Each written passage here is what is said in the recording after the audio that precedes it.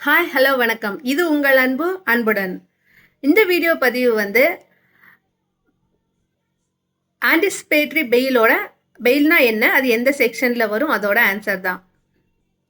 எப்போ ஒரு பர்சனுக்கு ஒரு ரீசன் டு பிலீவ் அவன் என்ன நினைக்கிறான்னா, நம்மளை ஏதோ ஒரு கேஸுக்காக அரெஸ்ட் பண்ண போகிறோம், அல்லது ஏதோ ரூமர் வருது, அல்லது ஒரு ஃப்ரெண்ட் சர்க்கிள்லேருந்து ஒரு இன்ஃபர்மேஷன் வருது, அது மேலே அவங்க வந்து ஒரு அப்ளிகேஷன் ஃபைல் பண்ணலாம். அது செக்ஷன் 487 ஆஃப் சிஆர்பிசி.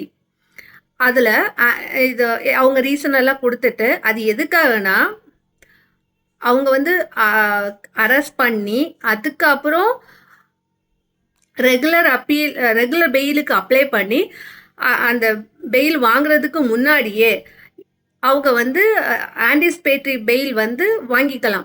அந்த பெயில் என்னன்னா, for a direction to in the event of arrest he shall be released on bail.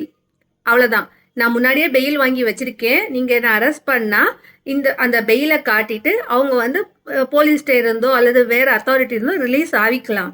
ஆனால் அந்த பெயில் வந்து அப்படி சும்மா கொடுத்துட மாட்டாங்க.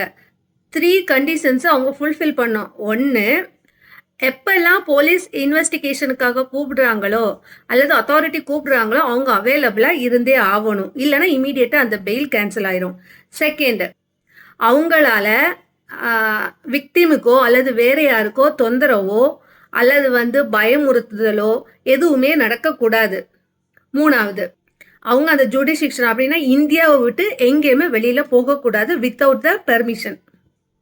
இது வந்து நம்மளுக்கு செக்ஷன் 438 ஆஃப் சிஆர்பிசி சொல்லுது. ஆனால் இதோட ரூட் காஸ்ட் எங்கேருந்து வருதுன்னா கான்ஸ்டியூஷன் ஆஃப் இந்தியா ஆர்டிகிள் 21.